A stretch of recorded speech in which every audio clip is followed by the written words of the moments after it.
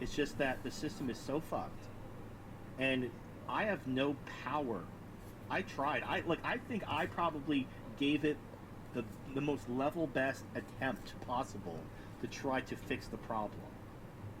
And look where it got me. I just got kicked off of like a dozen platforms. I accomplished nothing.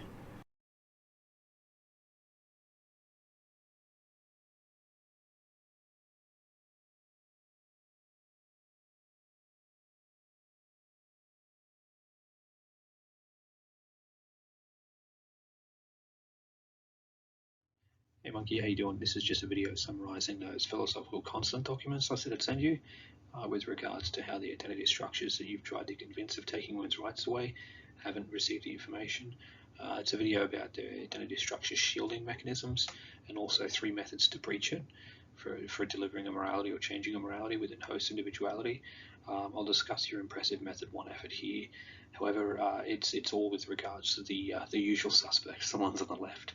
I've got a table there in summary for you so you can see all the methodology and you'll see all the mechanisms coming. I just wanted to also show a video that spurred this video. It was a donation on your show, mate. And having thoughts that aren't your own that are being imposed on Alice Joe you. donated $50. You taught practical morality to countless identity structures and groups about taking women's rights. Their reactions were all to insulate their curiosity pathway, reinforce their identity structures, and perceive your morality as a threat to their repetitious stability effort. Morality only repeats itself and never resolves itself. No, morality has no definition. Oh no, That's the that deserves a clap. That's, first of all, thank you for the very generous $50 donation, but so well said too. So extremely that. well said. No, he's completely spot on. I agree with him, but that's basically a news at 5, water is wet statement. Well, but it's Like, but here's what's interesting about this observation, though. These identity structures, they obviously exist. Just like, again, black people blaming white people for their problems without taking responsibility. These stories you tell yourself make you feel better. And that's the point. They make you feel better. They make you feel like you're not responsible. They make you externalize the responsibility for your situation.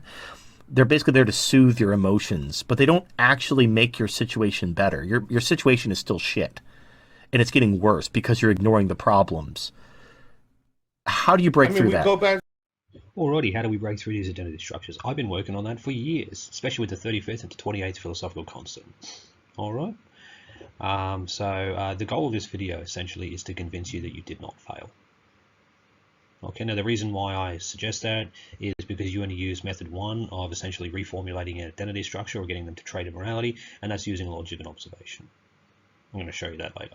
There are 2 other methods that I'm also going to show. It's alright, you didn't know about them, it's fine. First, before we get there, I just want to go ahead and show you a video that Stardust did. This is 4 years old. This is called the problem of philosophical course correction. Probably some of the problems that Stardust has come up against when he's trying to import the MGTOW philosophy or any of this red pill into other individuals themselves that have their own host moralities. And he's made some observations. Okay, he's saying that basically the 15-second ball downs on the left, MGTOW's a hard sell. Right? Most people are defying reality. They're fighting essentially 3 pillars, really. You think about it. It's social sanity, it's evolutionary psychology, and it's evolution. All right. Now he says that people are defying reality. There's a mass comfort within self-deceit that forms. Now eventually, if you disintegrate the fantasy to hold of them, it can be damaging. We're seeing this right now with the black pill. Now there's another thing I wanted to address here as well. It's just something that I've noticed in every target that you've engaged in, you haven't accounted for. It's not your fault, it's because you're an intelligent individuals. Intelligent individuals are basically able to be reformulated with data, like myself with science, or you or Stardust. You're able to be reached with logic, observation, data. Most individuals are not. I want to explain why. It's because of 2 different prisons. So for example, you're intelligent, right? So with Stardust, your prison is curiosity. You guys don't need to fit in. I believe Stardust has openly said this in many of his videos, that he just never really fit in. He's consistently curious. So are you. Every week you've got something new to say on your show, right? Now, if you're exceptionally curious, then you're going to look for answers. Not only that, logic and observation will reach you. However, most individuals, their prison is comfort. It's the nature of their identity structure. So essentially, it's like two different prisons trying to convince each other, or two different prisons, one's trying to convince the other. Okay, now in order to breach this identity structure, this comfort mechanism, the identity structure, you're going to need to actually understand its design, and I'm going to show you that. It's a universal, thank God.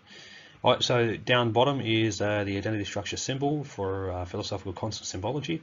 I've just basically imported the language of chemistry into it and tried to create a philosophy out of it. It's very simple. These are permanent, so to read those, you start from the center and you move your way out. You'll see this from now on. Basically just says that the identity structure moralizes its way into stability, experiences it as a sanity. In social sanity, this is an expected behavior. They're all doing it. Let me show you what it looks like.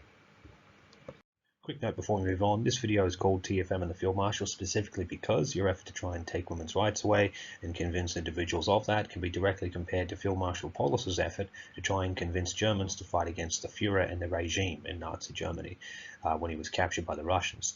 He had to come up against the comfort mechanisms and prisons of the identity structure.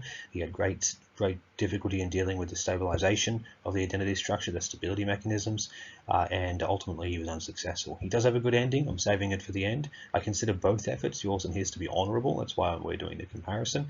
And basically, you've both discovered something that has to be told, that should be implemented, and no one really wants to hear it. I'm now going to show you how significant Paulus was.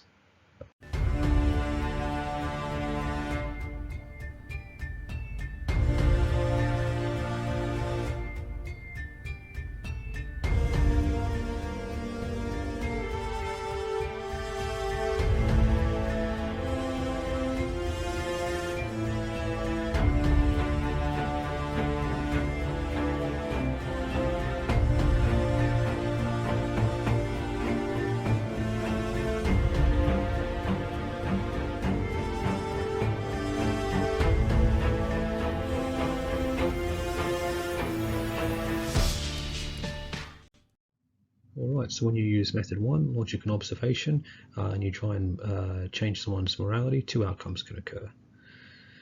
You can have a successful outcome or an unsuccessful outcome. Now, most people only know about the method you used, and generally only intelligent people will try and use it as their go-to.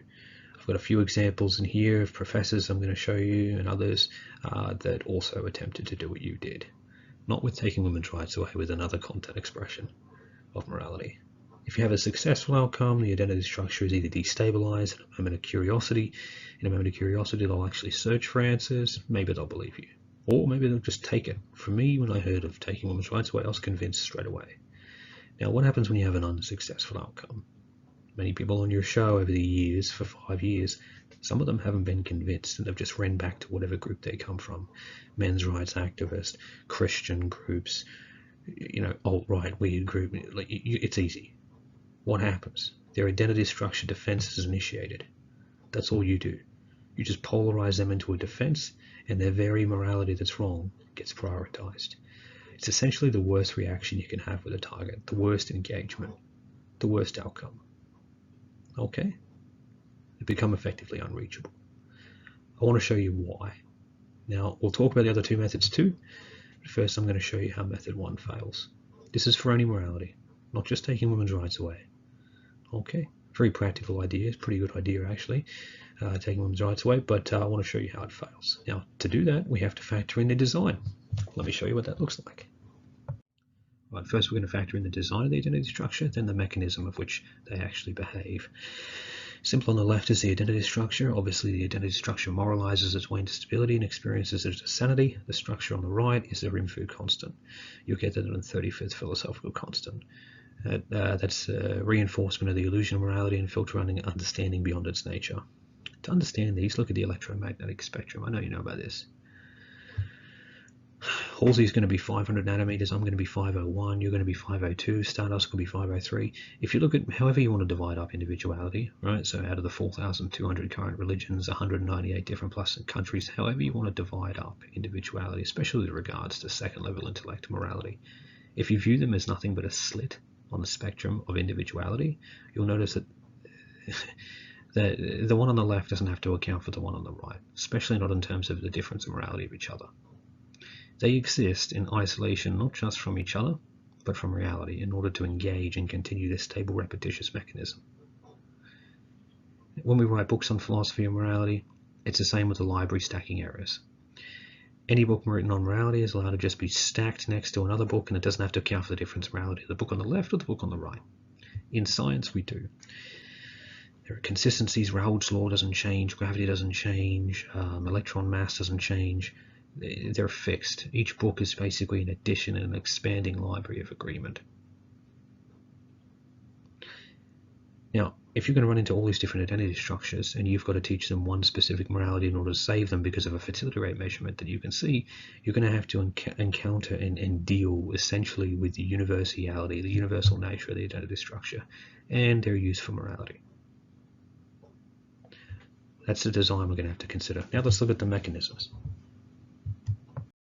Okay, so both of these diagrams you will see in the 28th philosophical constant. The one relevant to your efforts is the top right one. Okay, this shows the destabilizing of the identity structure. Now, if you were to reform or replace another individual's morality, you would expect them to change, and that's what that's showing. A destabilizing event and then a restabilizing event.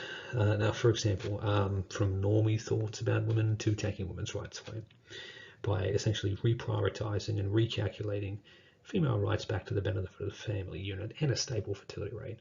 That's basically the case you've always made. Now, on the bottom left of the diagram, or the top left, you'll see that the identity structure is intact. Let's take a look at it. It's stabilized. There isn't any problem.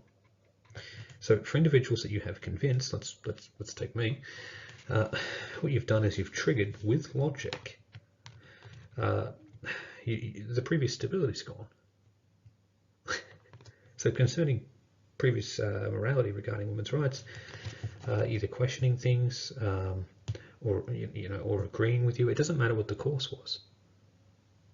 I mean, you've used logic, it's worked on me, and I've restabilized. Okay, now it's with a new morality too. MGTOW tends to do that anyway, but you do it exceptionally well. This is method one. This is logic.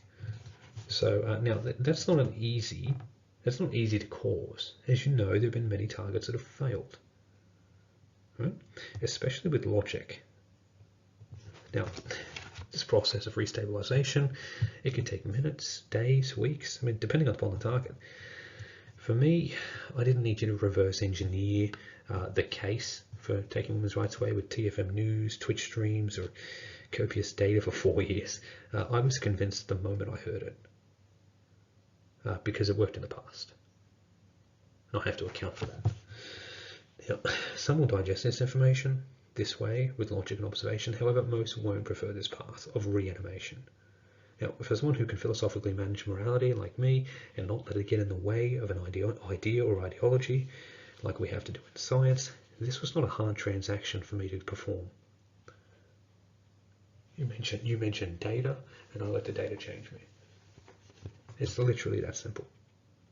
You will not get that with your average identity structure, especially if they're Christian or alt-right or US or American citizens. I mean, they spend all day stabilizing themselves. Insulating themselves from threats so that they can repeat themselves and not resolve themselves. Okay, so now let's look at the structure. It undresses and it redresses itself. Now we can call this a reformation or a replacement morality, that's fine. The reform methods, there's two there. Now this fails often if the external operator doesn't factor in the comfort mechanism desire. The only changes have to. You can't just walk up with people with raw logic and convince them.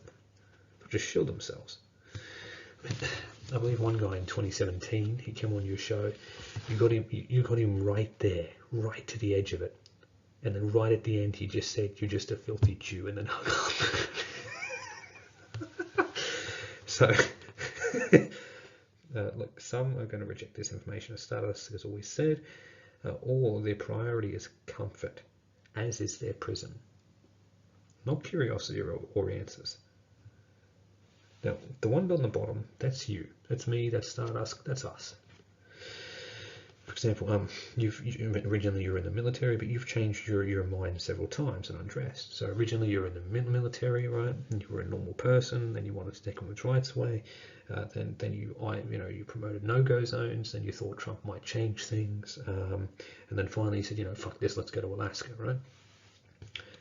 You've undressed basically the moralities that you were taught via logic in the face of reality and didn't have any need for them. You just stripped them away down to the individual through curiosity, problem solving, and answer searching. Then you can build yourself up the way you want to. You've talked about this many times. Having your own values, making your own values, being your own person. This is a tremendous amount of work you're expecting other people to do. It might be easy for you, TFM, but it's not easy for most people. Their priority is comfort, not curiosity. Okay? Now, the most likely candidate for taking women's rights away is the top one, not the bottom one. Okay? They just need to destabilize and restabilize with this information. The priority will still then be comfort. Now, a lot of these guys you've dismissed. You call them retarded, you press buttons on your show. I think it was Kat that does that and calls them boring with these buttons and stuff. I'm not saying you did anything wrong. I'm just saying you're having fun. You're delivering this information with logic. Logic that worked perfectly on you, that works on most people. But that's a high sell. That's a high expectation for logic to breach an identity structure's defenses. Logic was never relevant. Morality only repeats itself, it doesn't resolve itself. You need to understand their design. Comfort was their priority. Now, you need to notice how their design renders logic as a blunt instrument. Okay, so that's one thing that I'd like you to see. At every moment on the moral evolution timeline, two things come to hand. Either we have a moment of transition where they're undergoing this undressing of destabilization process we see in the top right. It's either a moment of transition where they can reform a morality, replace morality, or even go beyond morality.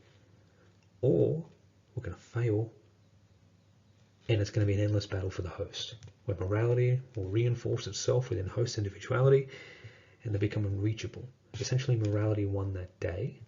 We could win another day. They could become Christian and then go atheist. It doesn't really matter. Eventually, morality's priority reflex within individuality dissipates as they age in terms of its position in the operating chair. Factor that in. Understand that. Some of these individuals are effectively unreachable with method 1, logic. Luckily, there are 2 other methods that I wanted to show you. Method 2 is the most preferred. Method 3 is more preferred than method 1. What you've done is rather rare. This is a fair effort for a method 1. I don't believe there's anyone else in the manosphere like you. Never. Now, I believe the definition of a man is to challenge his time to resolve it. Zhukov has done that, standing up to Stalin. Churchill did it, standing up to the entire British establishment, warning about Hitler. Tesla did it. It's scale independent. Look at Stardust. He did it for 10 years. Look at you. Taking women's rights away. It's a fabulous effort. But, you've tried to buckle social sanity's morality beliefs about women. But it's a blunt instrument logic. It isn't as effective as we desire. Just because it works on us doesn't mean it's going to work on them. And now I'm going to show you another person who made the same mistake on YouTube and failed. And I'm going to show it to you. Alright, so you used the method 1 of the 3 methods, which was using logic and observation.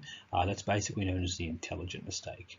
The example that I said I was going to give you is Professor Lawrence Krauss. when he's tried to debate a bunch of Muslims. It was actually hilarious to watch. So he obviously had tried to use the method 1.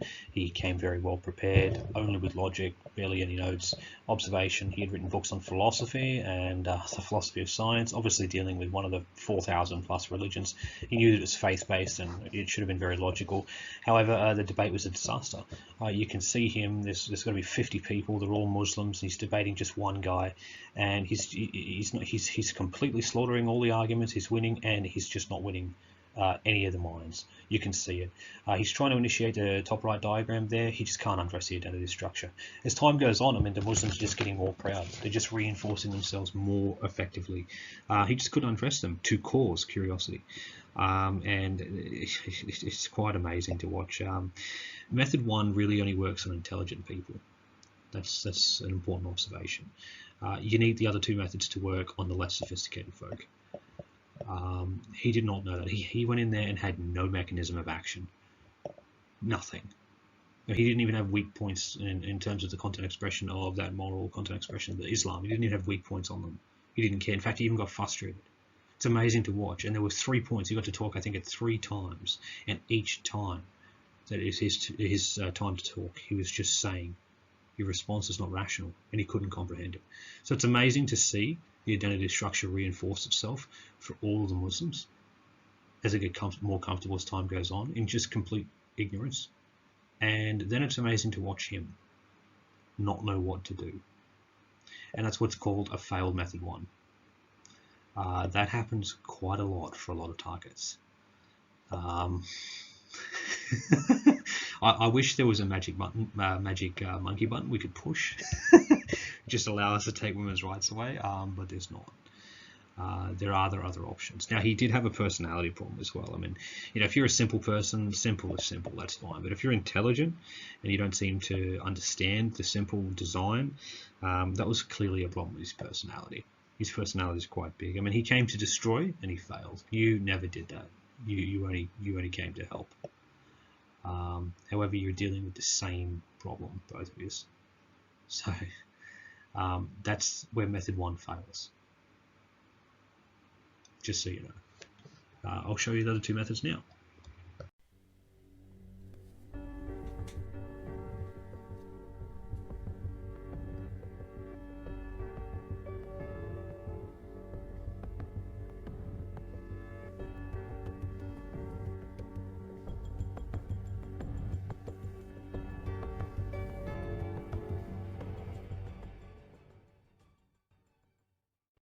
Alright, in terms of buckling morality, method 2 is on the right. That's Field Marshal Paulus's identity structure, the precise moment of capture. However, I just want to draw your attention to the map on the left.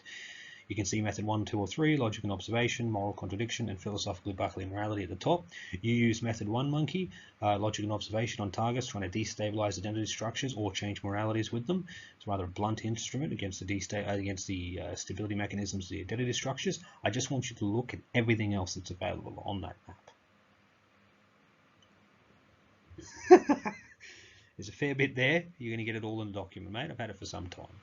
Having a chemical degree, doing a chemical degree, sorry, I figured out that there are scientific constants that control the content of science. I assumed that there might be philosophical constants that control the content of the human experience of individuality and intellect. Took it to the university and liked it. I believe I'm right. I tried to discover those constants with regards to philosophy. One of them, I believe, is what I'm about to show you as well. So on the right is moral contradiction. That is Field Marshal Paulus. It's the specific identity structure at the point of capture in the biggest battle in human history. 6th Army he was in command of. He was a Field Marshal and he was in the Battle of Stalingrad. When he was captured, the Russians had no idea what they called. He was a rather prestigious, patient man, very prestigious German general, member of the Wehrmacht, not a prominent Nazi. And he was involved in Operation Barbarossa, planning, invading from basically Point Poland, the point of Poland, right up until where he was given charge of in Stalingrad. And he dealt with planning, time-space arrangements, and resources. The resource angle was wrong because he had no idea how much Russian manpower was actually there until he had to deal with it when he got there. But this man underwent a change.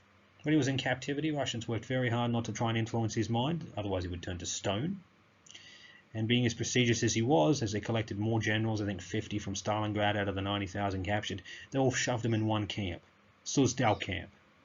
It's Suzdal. These individuals, they weren't treated bad, they were treated right, they got to wear the uniforms, keep their rank. It was basically something out of Heart's War, if you've ever seen that movie. It's quite funny, actually. And obviously the highest ranked is Field Marshal Paulus. He had to reinvent Germanic prestige from behind enemy lines and find the German way forward for Germany.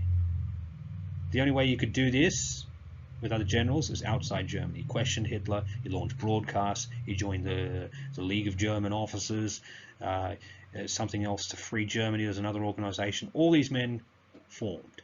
When he spoke via broadcast, he rattled the front line.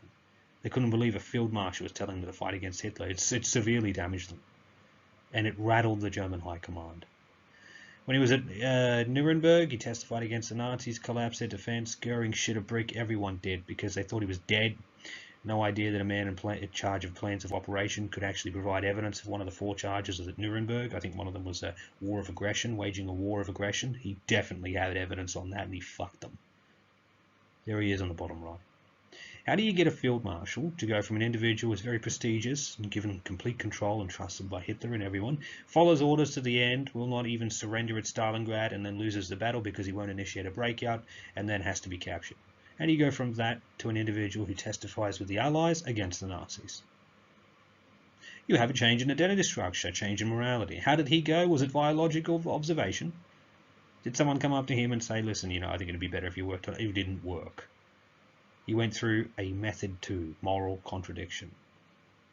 Most individuals on the planet prefer this method. This is by far the preferred method for identity structures to transition from one morality to another. This is a problem for us. It's not something we're going to yield, TFM. It's something we have to deal with, which is really a problem.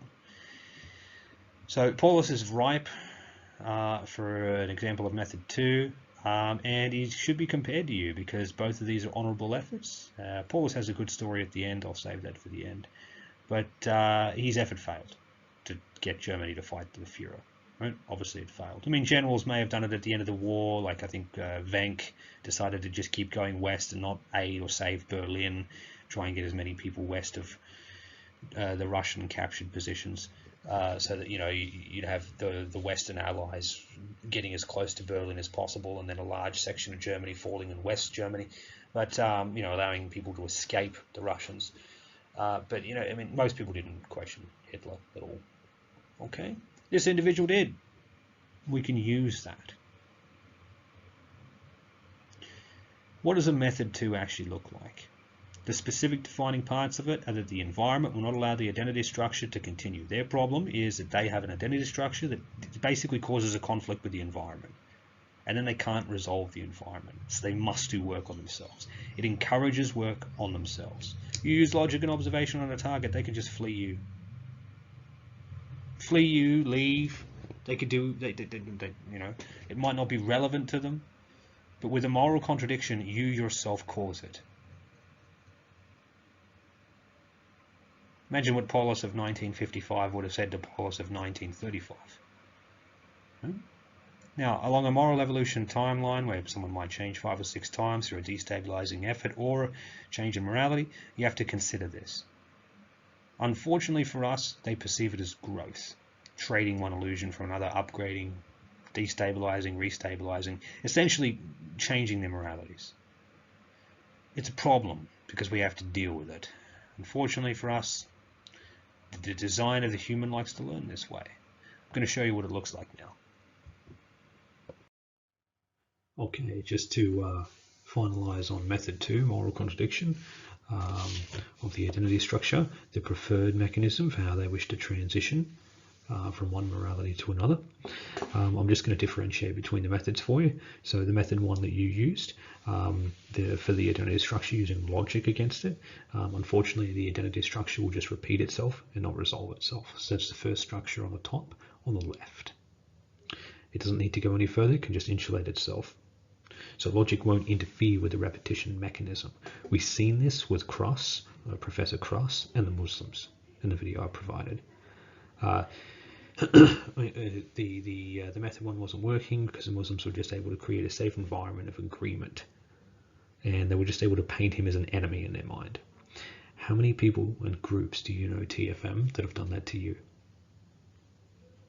Oh, he's a degenerate, he has sex dolls, he's a bigot, blah, blah, blah. Right? So you've seemed to underestimate their reinforcement mechanism. Now, with method 1, logic only causes a void with no comfortable substitute replacement for the repetitious mechanism. That's just not good enough. That's not an easy transaction for the majority of individuals that could just walk away from you.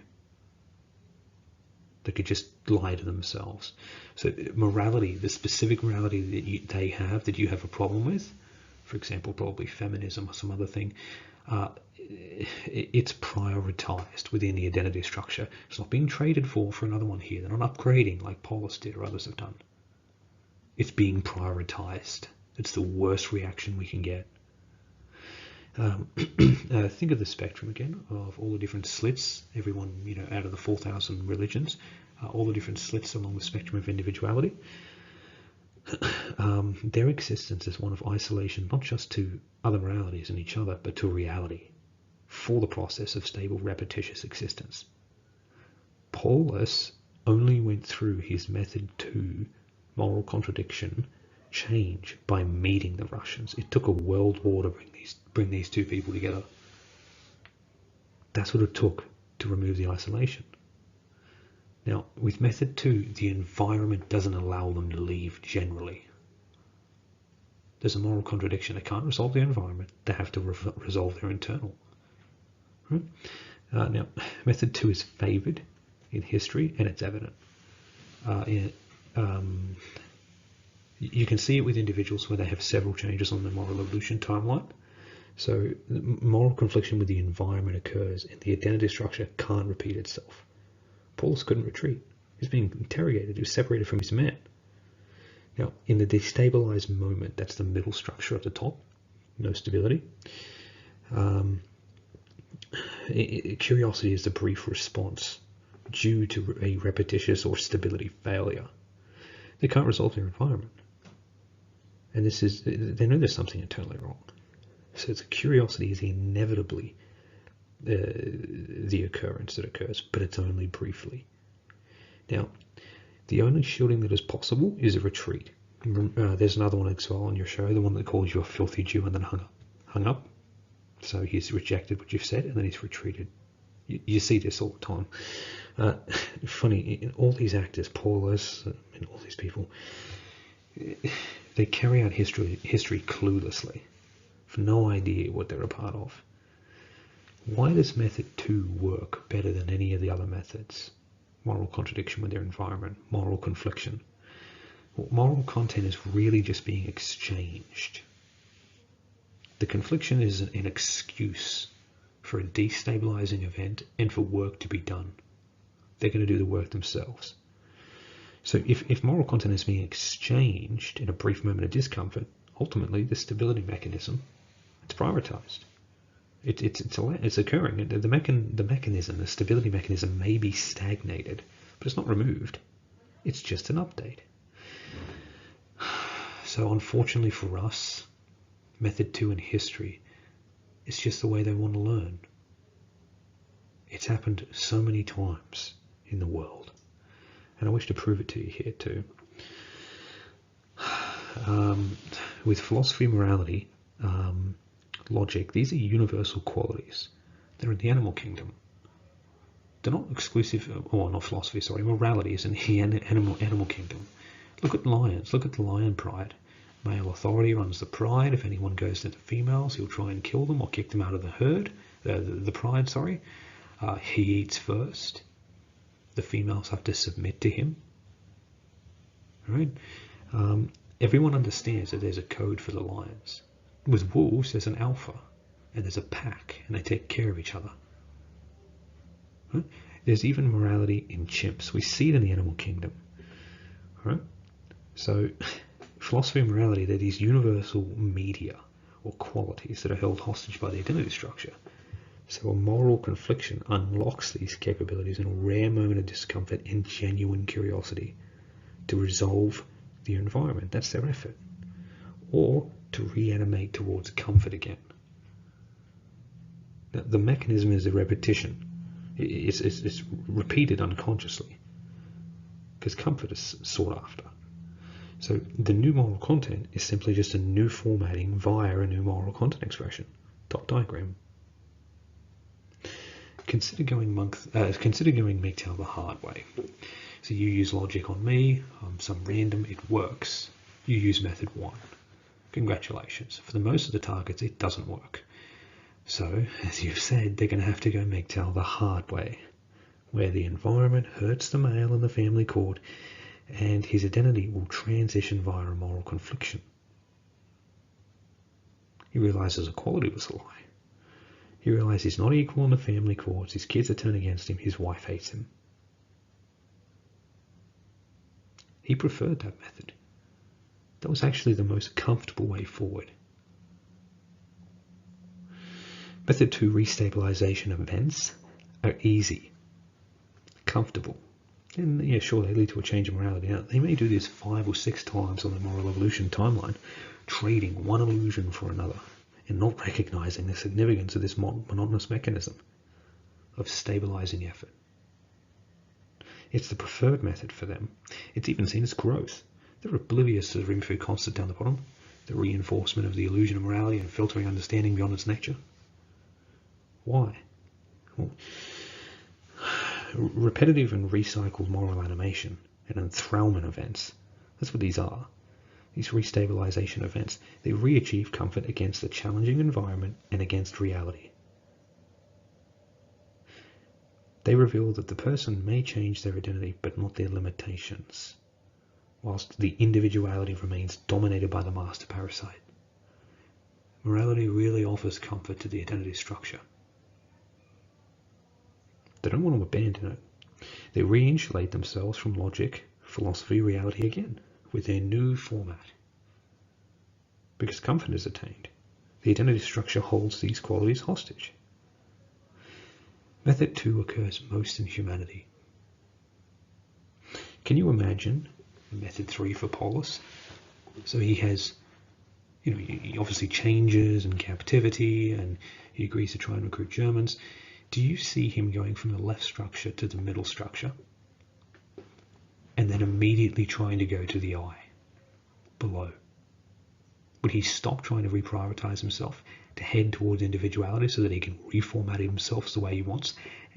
Could he have one destabilizing event that could lead him to internally decide to rid himself of morality forever in terms of its priority over his construct? It's impossible. He could never do that, and if he could, he'd need a lot of help to do it. So, method 2 occurs the most in human history. It's simply just these identity structures in their minion moral states encountering each other in reality. So the Field Marshal, if he did go on method 3 from one destabilizing event, it would essentially be going from a Field Marshal to a philosopher. It just wouldn't happen. So there's a preference. They prefer method 2. They want this moral contradiction. The next method is the one I'm going to show you. The next one they have a preference for, which is method 3, philosophically buckling morality. It's the bottom structure, right, underneath Paulus. Right? And then they prefer the one you did, method 1, logic. Intelligent people like yourself will use it, but it's pretty much only because they don't know the other 2 methods. They're not aware of it. They're not factoring in the desire of the opponent. Now, we can talk more about the method 3 later, but method 2 can also work for, and obviously taking women's rights away. If we were to do it in communities, right? So there are some that already do it. Communities themselves are more moral than philosophical. So are societies. Method 2 will be the way forward for attempting this. Right? I think it's too late to do it, but if there was a way, it would have been method 2. Everyday experience of men, Now, I want you to think of an inevitable method 2 that is occurring right now, independent of you, monkey. An inevitable moral contradiction that's leading to the same content expression of morality that you're trying to advertise, of taking women's rights away. Can you think if I can? Everyday experience of men. It's leading to an inevitable, almost background method 2. Right? Due to women and government's parasitic actions against men. It's the hypocrisy of the left, the hypergamy rampancy, dating and economic decline, all the dispensing of these pills that Stardust talks about online. This is building one giant kind of background moral contradiction to the impossible standards expected of men. Now, it is too slow to save us. You are right. And it will take much more pain before any kind of universal method 2 occurs. You've always wondered which country would collapse first, who would take women's rights away first. If someone did, they would rule the world. There's one that's already kind of occurring. I don't think it's going to help us, though. Why is it already occurring? The humans, unfortunately, it's their nature to learn this way. Now, I want to establish before I finish on the preference of method 2. Your co-host Halsey, he mentioned something and you didn't correct him. He said that there was no definition of morality in response, I guess, to my donation. I disagree with that. Think of every moral arena you can think of. The military, the intelligence agencies, police departments, politics, education boards, religions. What's the behavior every moral arena gets its adherent to do? What is the behavior that it wants them to all do? A morality claims that this is how you should live your life for these specific reasons. The key manipulation word is should. This is how you should live your life for these specific reasons. Forget about everything that's probable and possible. No. This is how you should live your life for these reasons. A philosophy is different. It's third level intellect. Philosophy like science. What's the behavior of every philosophy that's ever existed? How can we define its behavior? Well, philosophy claims that this is all that can happen based on the best of what we know so far, and here evidence is why we think so. That's open to condemnation, criticism, updates, God forbid being wrong. Morality is not, it's an open and closed book. It's the ultimate master parasite of individuality, continuously reformulating identity structures. Individuals just running around trading one illusion for another, perceiving it as growth.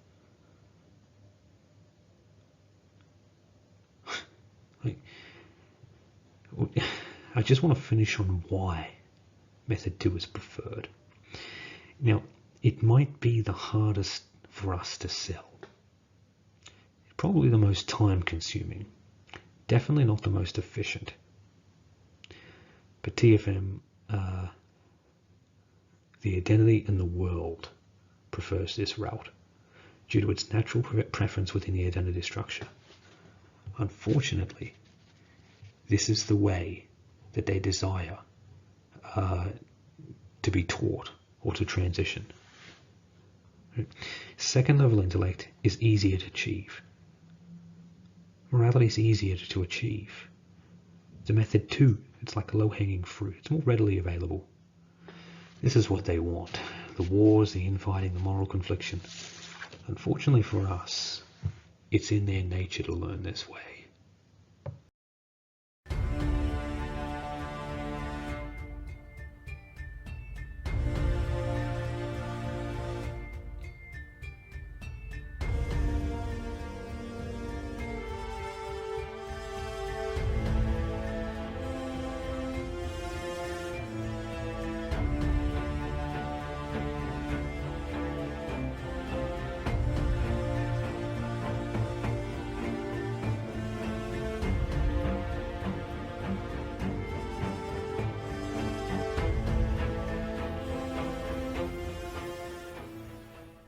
Why? Why is it their nature to learn this way?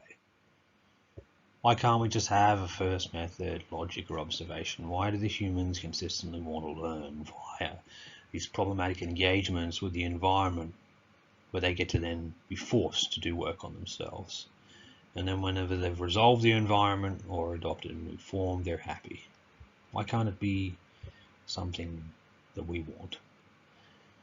Well, fortunately, with your effort to try and take women's rights away, and with Paulus's effort to try and save Germany by convincing Germans to join up against the regime, both of you have encountered a philosophical constant but not noticed it. I wish to explain and show you that in this slide.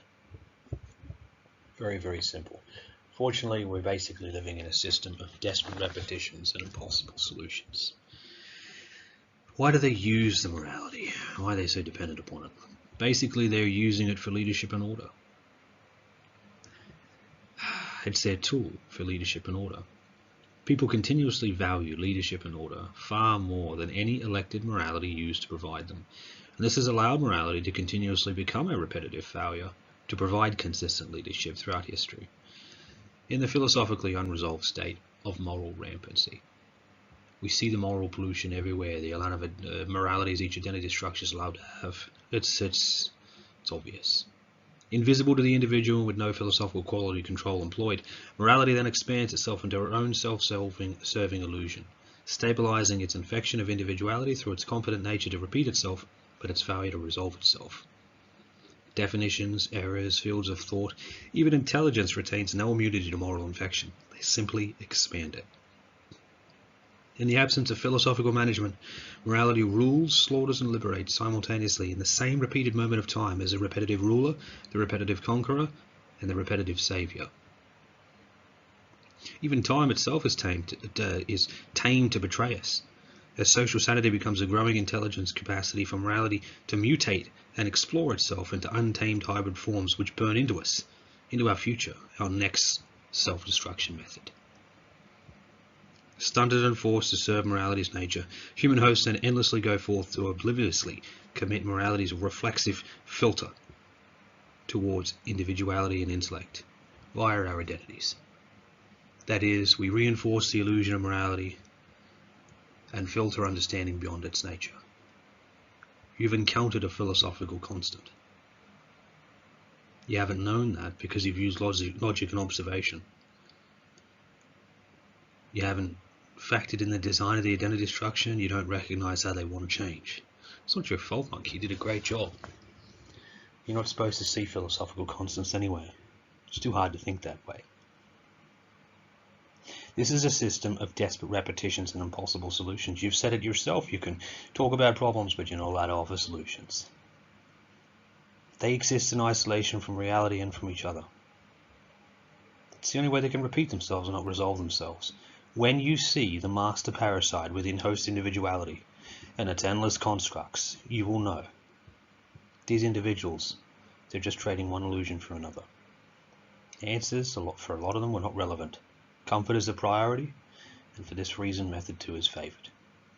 They actually have to conflict with their outside environment, a confliction caused by themselves and their essentially inept design. And then there's always a brief moment they could go beyond the master parasite, beyond morality. There's a chance. Most times they'll just reshuffle their identity structure via a moral animation event. Reanimation. But in that destabilized moment, there's a chance to go further. That's where the third method comes in. Complete recognition of the process, the master parasite, and a hope for the host to adopt higher formatting beyond morality. We take full advantage of that curious moment, and we offer a higher form. Most of the time, they would rather just restabilize an identity structure, a transaction that isn't that impossible to imagine for them. Paulus was not going to go from a field marshal to a philosopher.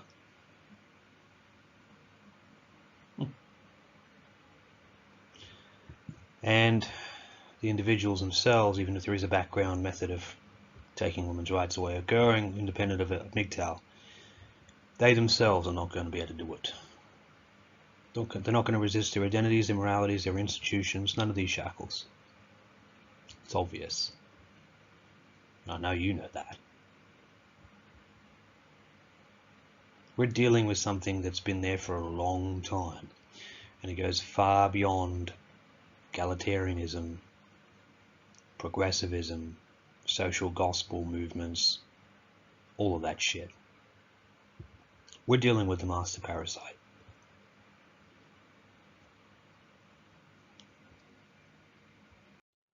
The master parasite also has a natural propensity within men, more so than women. What do I mean by that? Morality is natural for the man, not for the female. If you think about it, it makes evolutionary sense. The female, if she did encounter immorality that could sway other men, sway other people, what would she do? She would have to go ahead, take that morality, and sway other men with it. Or any man could just slap her, throw her through a wall, and take the morality for himself, and then use it to purchase other men. So first you have to be able to defend it, let alone if you're going to fight for it or die for it. And most of the time the females are just sitting around waiting for the environment to benefit them. If you think about that, it makes a lot of sense. You know, I mean, we know about war bride syndrome, but I think France is a good example. The French women were complaining about, you know, men spending too much time at cafes. They're complaining about the port and the wine and the French culture in 1939. Then 1940 comes along. Manstein's offensive through the Ardennes, the tank army gets to Sedan, Guderian chucks a right, doesn't even decide to smash the Maginot Line, where all the men are defending France on the Maginot Line, the border between France and Germany. He doesn't even bother, he just goes right and then drives the Allied armies into the sea. World famous maneuver. What did the women do? The men are dying at the front, fleeing for their lives, fighting for their country, dying for the morality. They didn't suddenly join the Germans. I mean, I know the Vichy French did, but that was only when everyone was defeated. There was nothing left to fight for. When they had taken Paris. What did the women do? We know. A new environment has provided a new morality to submit to. They're women. They're not Christian women, they're not Muslim women, they're not moral women. They're women. Now, can you think of a single moral arena that women have ever invented or maintained that is moral? Think about it. A police agency, a law firm, a country, a military effort, goddamn it, even a national anthem. I can't. They're not relevant to morality. It is not relevant to their nature. Their morality is Briffault's law. Now, if they did invent it, men could just take it from them. So you have to be able to back it up with force, which is something women don't really have. Now, women will question the master parasite much less too. They don't have the male components of competition, the part of resistance, challenging their time to resolve it. They don't have natural aggression. They're really not that relevant to it. You could say, oh, feminism is a morality. No, it's more like what Barbarossa said. It's really just female nature politicized. I mean, what are the tenets of feminism? It's basically Briffault's law. You don't get credit for an instinct. You know what I mean? So, no. The female is going to question the master parasite a lot less. Notice its dominion less. They'll have less of a tendency to be able to remove it within themselves or even fight for the master parasite. And you're not going to find women dying on a hill for their country. Not en masse, not reactionary, not instinctively, not at all. So we as men cannot reasonably expect the female to operate from the bounds of morality naturally. There can be no fair comparison or expectations we have of females to meet the same expectations we have of men with regards to morality. This I notice in MGTOW a big mistake quite a lot. They actually expect morality of the female as if they're an equal, probably still a vestigial trait or an ideology left behind from the equality lie we were all sold that they haven't removed yet. Who knows? If you think about it, only culture and religious and social constraints will override the female. so that she'll carry out that morality fairly. When you remove the authority from the church, of course women will go there looking for a man. It's not going to take their rights away.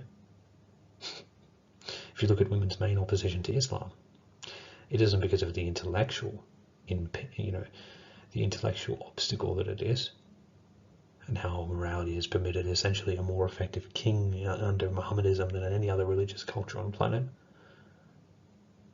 No, it's because it restricts their freedoms. We live in a society that cannot even question women without it being considered heresy. Don't believe me? How do you put a woman in line in 2021, 2022? Take all the time you need. So even Stardust has made this equal comparison to the male with his latest video.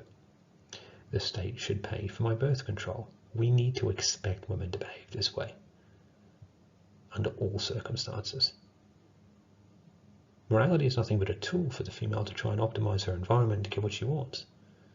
If this is allowed, then she will conduct it. She already uses men for proxies. Why would she also not use a morality? What's going to stop her? What's going to stop them? Nothing. So, we as MGTOW men, we should not expect women to make sense morally the same way we do with men. It's just not accurate, because the female is not relevant to morality. Consider the master parasite occupying the equal parasite. The equal parasite's the government and female. That's what the female is with the government. They try to occupy the host male. They're not the master parasite, that's morality. Something to think about. Two men ahead of their time with solutions, trying to offer it to their time that didn't want to hear it. It's essentially what's happening here. Both have used logic and observation. However, the world did not want to hear that. They're too busy waiting for their moral confliction. Monkey claims that this is, I guess, the environment itself rather putting their short-term interests above their long-term interests. I mean, you've mentioned this type of stuff before, but I prefer to see it this way because it makes more sense. Yeah, they were just resistant to a logic, and they'd rather interact with the external environment, cause a problem, moral confliction, and then grow. So the identity structure changes we require of individuals is not possible in order to fix their consequences, societal problems, even when it's obvious. So, where's the happy ending for Paulus? Well, unfortunately, his two twin sons died in 1944, so he didn't get to see them again. His wife died in 1949, so he didn't get to see them again, her again, and he still had a daughter that survived the war. And he was kept in captivity, I believe, until the end of the war, and then after that he was released, I think, in 1953.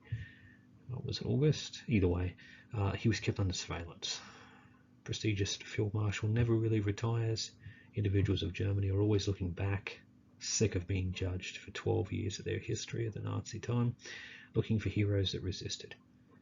I believe even with Colonel Stauffenberg, who attempted to assassinate Hitler in Operation Valkyrie, even when Tom Cruise was selected to play the role, the German government originally resisted. They didn't think he would portray it morally enough. Anyone that resisted is elevated post-war. Why? Because Germans want people to be convinced that not all Germans were that way. Not all Germans were like that. Paulus got to benefit from this process. A field marshal who started resisting before the war was over, who spoke of peace. Yeah, after the war, he was able to assemble himself at a military institute in East Germany as the civilian director. It's a shame he wasn't used in the post-war setup, East versus West, but what do you think he complained about? How the East-West setup? It's actually something that Chamberlain warned about, which is why he tried to appease Hitler. But anyway, he complained that the East and West were basically left facing each other as strength. They didn't think of the concept of deterrence lasting for 45 years. They seen war. And who would they go to war with? The Russian generals that Paulus met. Doesn't have any problem with now. So he returned back to Germany, no hater of Germany, no hater of Russians, and he was speaking everywhere. Now, a field marshal never really retires. That's a saying in Germany. What did he do? He went around giving speeches everywhere. Speeches in newspapers. I believe he even wrote a book. I think he's still even influenced some of the German minds in the military today. I believe just this week, the head of the German Navy just got fired for claiming that we should be friendly with Putin. Paulus has had a big effect. His happy ending is that his consistent speeches, where he would go around speaking in a lot of these post-war setups of East and West Germany, he basically influenced many minds not to want to go to war again. And you can never really silence in your mind or deny the words of a field marshal who lost the biggest battle in human history and then turns around and says we shouldn't be fighting. Once a Method 2 had occurred, they were willing to listen to logic. I think with Monkey, they're going to go back. So when one of these countries finally collapses, I don't think the world will. I think when one of them finally collapses, they'll start listening to you. In terms of, whoever takes their rights, women's rights away will rule the world type of deal. Someone's going to do it. It might be China, it might be someone. Someone's going to do it. Afghanistan just did it, as you know. Now, to this day, Paulus is remembered favourably. Now, in Germany, some Germans say, well, he was a bit of an idiot. He lost the Battle of Stalingrad. He should have initiated a breakout. Again, these are individuals that only ever want to learn from a Method 2. They use logic when it sees fit. Important observation with Paulus, though, is yes, sure, he learned via a Method 2, moral confliction with his environment. It took a world war to trigger that. Yes, he learned via a Method 2, but then when he returned to the world, or when he was behind enemy lines right up until 53, what was he doing? Trying to use a Method 1 on everyone.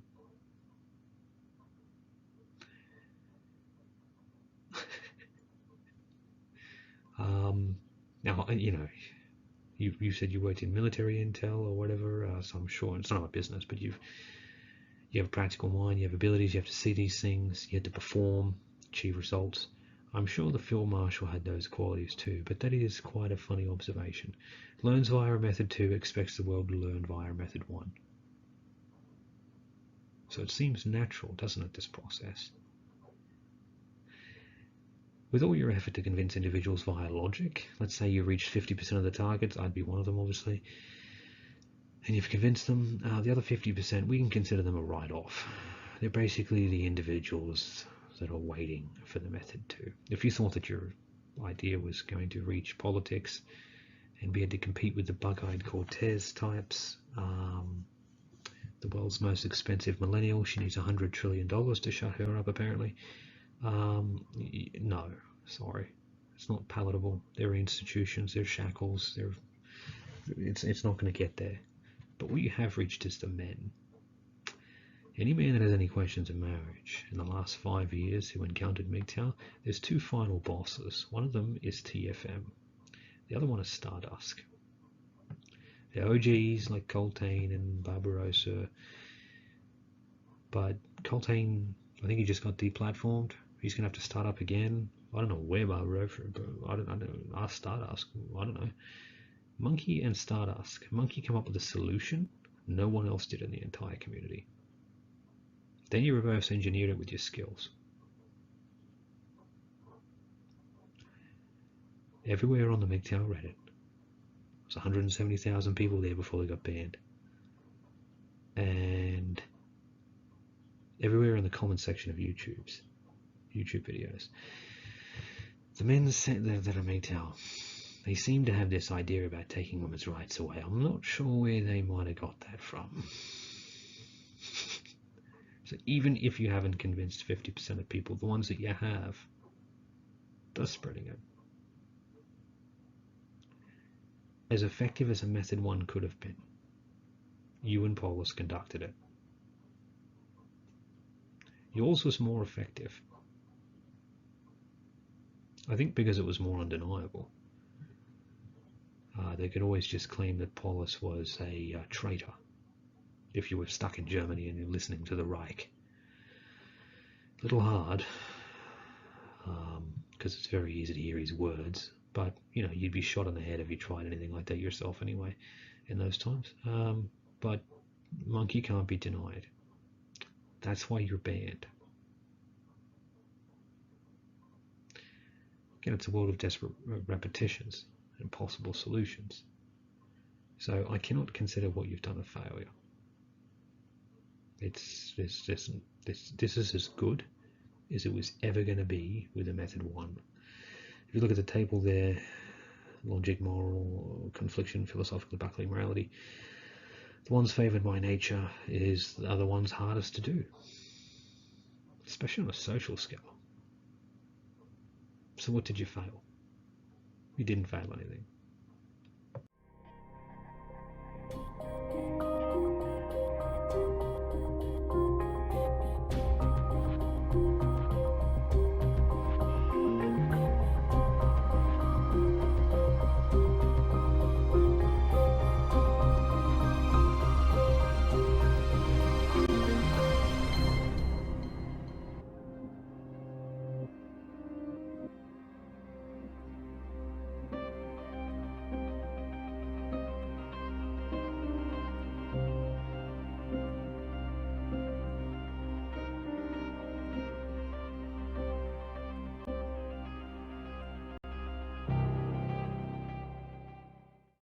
Alrighty, what happens when we have two individuals going up against each other, both of them second level intellect, morality? What do we expect to see? Well, both identity structures are going to shield themselves. We see this in debates. Everyone's always nervous when they're doing a debate, especially on the internet. And there's always some winner of the debate. And facts don't even really matter. It's really a horrible engagement. This is literally what I'm showing here. This is not the ideal encounter. Okay, so we don't want a second level intellect and a second level intellect. So let's say TFM, you're the one on the right. You want to take women's rights away. You know, you've got your opinions, you've got your identity structure. You don't want to use that engagement to try and trigger a method 2 or try and use it in some botched method 3 that I'm about to show. This is not an engagement we want. Why? There's too much of a chance you're going to trigger the defensive mechanisms of the identity structure, and if you look at the structure I'm about to show you, it'll just block off their curiosity. So every time we meet a target, especially if they're morally enthralled with an identity structure, which is 99% of people, if you look at them, every one of them are these circles. So what's the north? The north is the Rimfu constant, the left is the identity structure, it moralizes its way into stability and experiences as a sanity. However, there's a dormancy that they don't know about within them. It's the southeast corner, which is in the south position and the eastern position and the southeastern position. I represents individuality not relevant to morality. That's the individual. Then we've got curiosity, and then PC2 is a natural transitioning. This has to do with their moral evolution timeline. Okay, how do we speak in an encounter to the individual, their curiosity, and a transitioning moment? How do we activate that dormancy? The north and the west has to be suspended.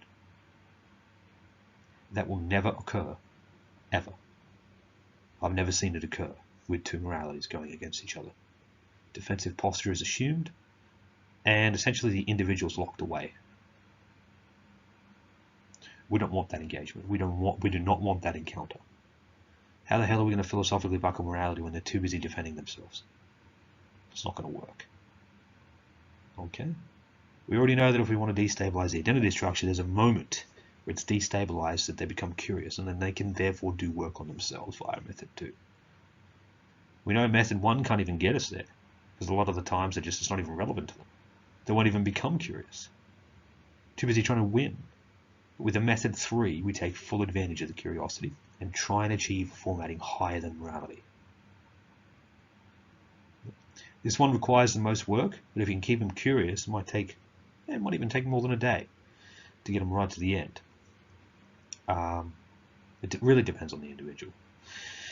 Some people like to do it all themselves, so you expose them to it, and then they like to do it on their own, away from you. It doesn't really matter. I'm going to show you the mechanism now. So this one here is not the one we want to occur. It's not going to give us anything. It's really just a waste of time. The next apparatus you'll see, or the next encounter, the engagement, this is what we want to cause.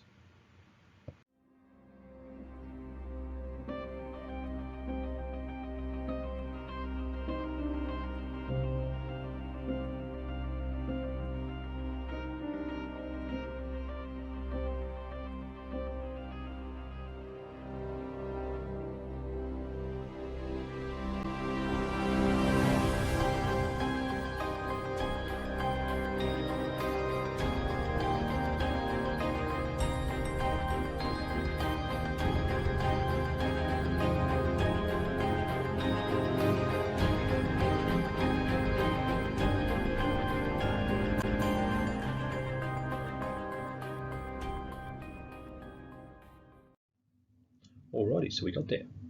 So this is method 3 of philosophically buckling morality. I've already defined the middle structure there. It's very easy to see. Then you have one on the right as well. That's the third level intellect circle. That's the external operator. That's going to be us. The symbol at the top, I'm not going to define the philosophical constant symbology, the mechanism there. I'm not going to show you how to use that. Just for all intents and purposes, consider that to be philosophy. Okay. Now on the west position is an infinity sign. That should be obvious. Individuals who are philosophical are not morally enthralled. They don't have any moral formatting to defend, no identity structure to defend. So they don't have an identity structure that repeats itself and doesn't resolve itself. Their priority is not comfort. It's curiosity and answers. Therefore, the formatting they take on doesn't matter. They literally are allowed to engage with the world. Okay? They go where the answers take them. Consider the formatting of a scientist. So I've done a chemical degree. It doesn't matter what I go in as long as I follow the philosophy, I can discuss anything relevant to society, to science, sorry, and it just doesn't matter who I am as an identity structure. This type of apparatus is what we're going to be using going forward, and this is the engagement, or this is the ideal engagement. Basically, it's philosophy versus morality. Okay. Now, Stardust is a good example of that. He's always been exceptionally curious. Generally, he has nothing to defend. I mean, for years he's been describing external phenomena and asking questions. He won't prescribe any answers because he doesn't need to. He's just exceptionally curious. Now, what's the point of this engagement? Right? What's the actual point of the engagement? Well, if we are format independent, with no structure to defend, morality isn't relevant to us. Consider us indifferent, consider us inert. And what that does is it definitely promotes curiosity from the target. Remember, we've only got 5 minutes. Okay? They're going to attempt to repeat themselves in our environment, and we're basically either an obstacle that they can't resolve, it's able to ask questions they can't, and we're going to target their identity structure and their morality. So that's the point of this engagement. Good news is philosophy is rather neutral. I mean, these individuals they also have the abilities of philosophy too. Generally, it's locked away from the individual because they're too busy in the north and west position of their second level intellect circle. So the individual's locked away. Okay, we're going to basically target their identity structure with the mechanism on the right and see if we can provoke any curiosity within 5 minutes. If we can, we're immediately going to offer a higher form. I'll show you how to do that on the map. So if you look on the map, where we're at is the third method, philosophical buckling morality. We're going down to ideal breaches, and there are 3. The one I'm going to be using is disarmament. Let's just say I did it to you. You have a specific morality I didn't like. For 5 minutes, I'm just disarming, and I'm not trying to convince you of anything. I'm just disarming its feasibility within reality. And then I walk away. You could go to the left there, where natural curiosity is, and you could resolve the morality yourself. Do away from it. I don't like to consider that route, because it's basically an accident. Sure, you were successful at disarming them, which I'll show you how to do, but I mean, is it really philosophically buckling morality? Maybe, but it's the most surface level attempt. Okay, what we're actually going to do is offer a higher form, which is on the right there. on the map. That is done from a position of disarmament. We cause curiosity, and then we actually witness what type of work the individual's actually willing to do with regards to morality. Do they just want to update their morality? Do they want to cause a replacement? Basically, do they have the capacity and the curiosity to go there? Do they need a reformation? Do they need a replacement? Are they capable of triggering an individual philosophical preference where they're going to basically replace that Rimfu constant symbol in the north with a philosophy? And then, over time, it's called the insurance policy design. Or are they going to go beyond the master parasite? Most targets we engage with morality, they don't want to do a hell of a lot of work. We'll figure it out within the first 5 minutes what they actually want to do, and we can only help them with what they want to do. They're not going to tell you that they want to do any of these. You're going to see the capability for what they can do. Will they make slight adjustments? Will they replace their morality, or will they go beyond the master parasite? If they do want to go beyond the master parasite, that's when things like method 1, observation, reality, and practicality, basically the 4 power plays, we can use to get them to go there. We'll philosophically target their moral evolution timeline. Okay? Now, our apparatus on the right definitely creates curiosity in the target. They can't resolve their environment, and they're trying to repeat themselves. Alright, think of it as a brief method 2, undressing in the identity structure, and then we're going to take advantage before they can transition to a re-solidified form. We want them to have a chance to go down the bottom there, then right down the bottom of the identity structure, undressing, going to the eye. Now, if they can't, we'll accept a compromise, which is a reformation or a replacement route. Now, we receive permission from the target with their curiosity. We don't make randoms curious and then try and do this on them. Okay? If they want to go further after being disarmed, you can show them things. That's how that works. It's designed on the individual scale. If curious and unable to undress the identity structure and not just go to some transitional structure, we engage further. There is a 2-tier system that I just explained. Either they're going to want to essentially morally reanimate, reformation or replacement, or go beyond the master parasite. Okay? Now, just because we have done it doesn't mean in the future that they won't opt to use morality again to fit in. Consider myself. I'm the structure on the right. It doesn't really matter what formatting I have. You're right, TFM, shit, everything goes to shit. Society collapses, everything. I then find Halsey's Jewish no-go zone. And I decide that there's no practical limitation or moral update that I'm willing to do to myself in order to be accepted by that community as a permanent member, because the rest of the world's gone to shit. That would not put an identity structure symbol on the west position of the right structure. That would put a controlled Rimfu constant on the right of the philosophical symbol mechanism, because I'm philosophically managing morality. An individual who can philosophically manage morality can put it in its place. Okay? When you have these abilities and you engage with the target, you're going to make them more than just curious in the first 5 minutes. You're going to see what they're capable of. For your average normie retard, you're probably not going to get anything more than a reformation. Probably not even going to get a replacement. However, if they have the abilities to go beyond the master parasite, you can become more than on the moral evolution timeline in the northwest, the entire sheet here. You can see 2 lines, one black, one blue.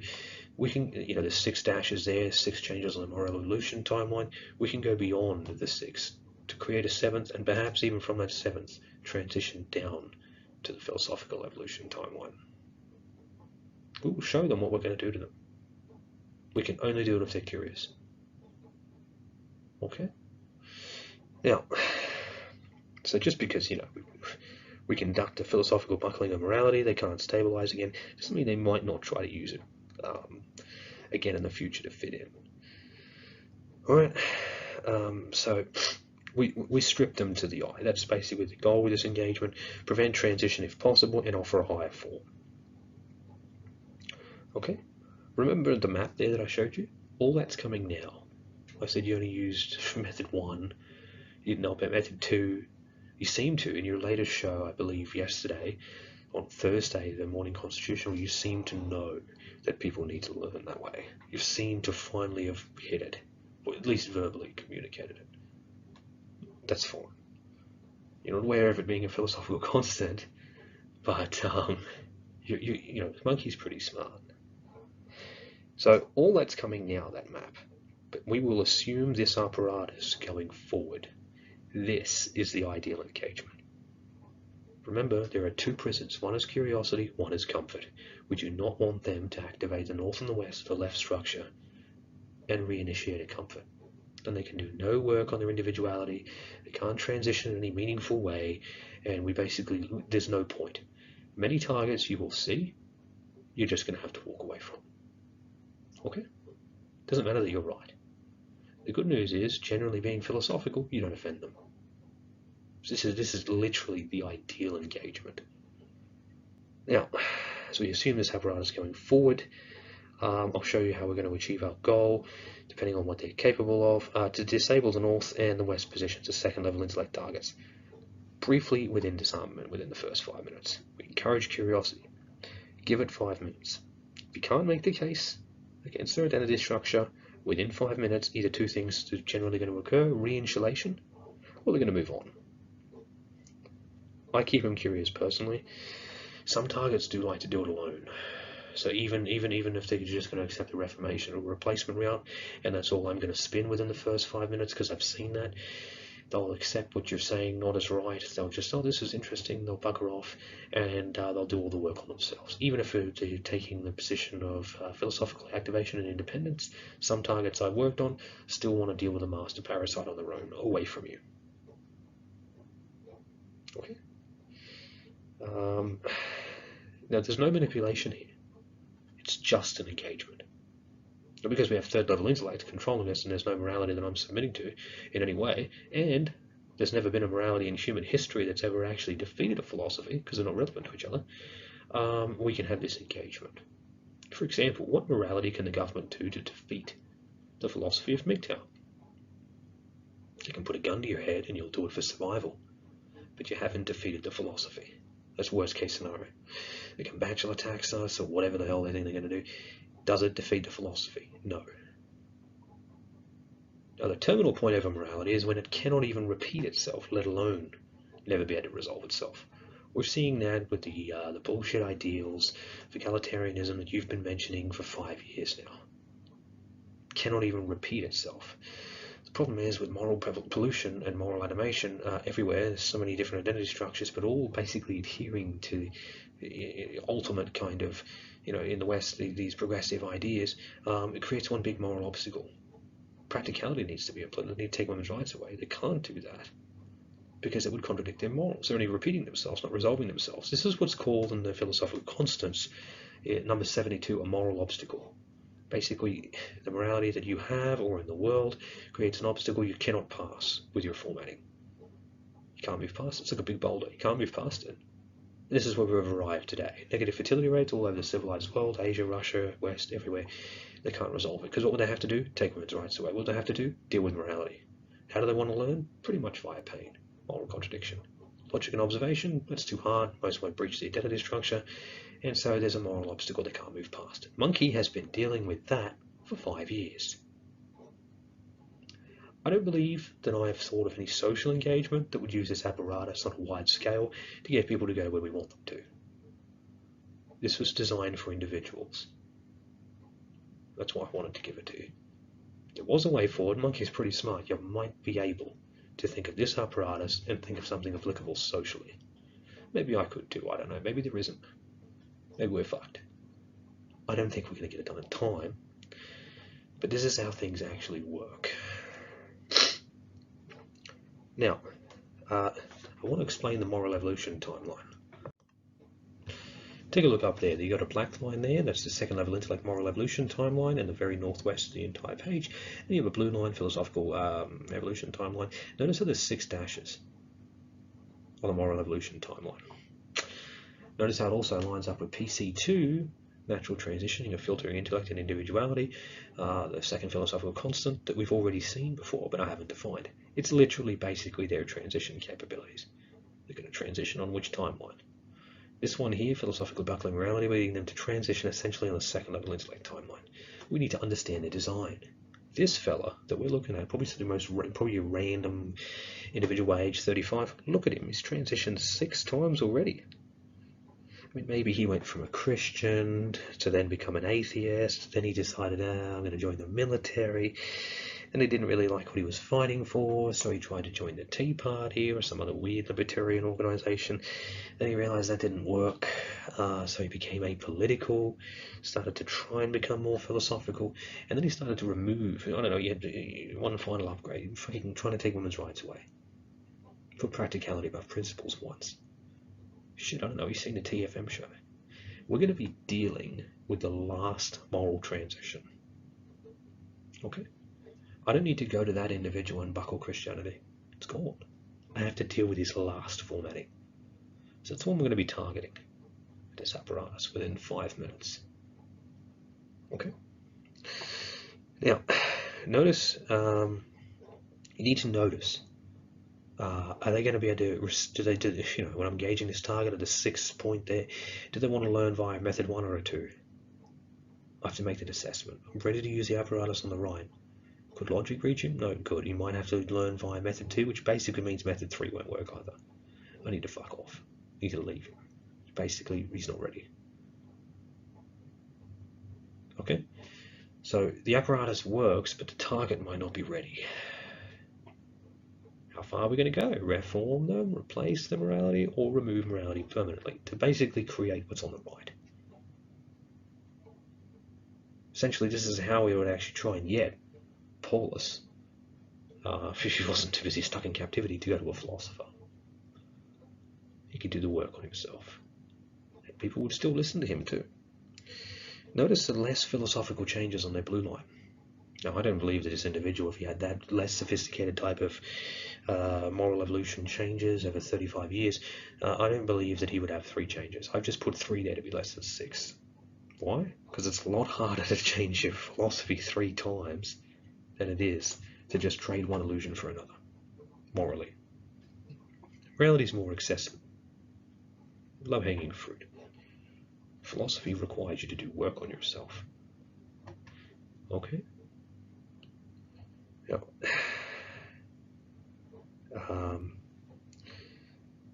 it is possible to philosophically buckle morality. This isn't philosophically buckling philosophy. It's philosophically buckling morality. Why? Because why does this work, this engagement?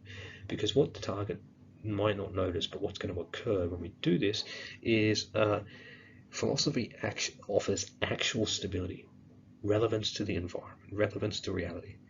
We can engage with the environment with the design on the right, ask questions, and formatting doesn't matter. Or obstruct the effort. Nothing is held hostage by the identity structure. This is why we have 5 minutes. Logic was never relevant to the identity structure. But if we can cause a destabilization, we can offer a higher form. How far they take that is up to the target. We will be dealing with how sophisticated the individual is, how good their curiosity is, and what kind of a transition we can cause. Now, if they were to actually rid themselves of the master parasite, this is what this was designed for, this method, getting rid of morality in terms of its priority in the operating chair. What would that look like? I would actually philosophically target the moral evolution timeline. So generally when I do this in the document, the 28th, you'll get it. There's 3 logical questions that I'll prime to disarm them. I'll always try and stick to 3. And from that position, I'm basically going to cause a dysfunction to reality. And from there, I'm going to show them the dip, the dual intellectual problem, basically how their philosophical and moral abilities are basically held hostage by their identity structure. And when I've kept them curious enough, I'm going to show them their timeline. They may not be interested. They might have said, oh, well, I'm a Muslim. That's not where I'm going. Bye. Good. You're enthralled. Not my problem. Go learn via a method 2. Your problem. Notice the big gap between the 3rd and the 4th on the 2nd level intellect timeline. took a long time to initiate that change, and I believe if this individual, Christian, atheist, military, spent a long time in the military before he left and tried to join the Tea Party. Probably fucking 10 years or something there. Okay? We work with what actually works, what's actually possible, but we put design to it. The reason this works is because third level intellect is allowed to interface with reality. Reality is not. If we can get them to see that within 5 minutes, we can offer a higher form. They will not change in 5 minutes. It could take a long time. It could take weeks. Doesn't for the ones I've been successful with, it doesn't take that long. It takes a couple of days. However, to internalize it and implement it, that can take years.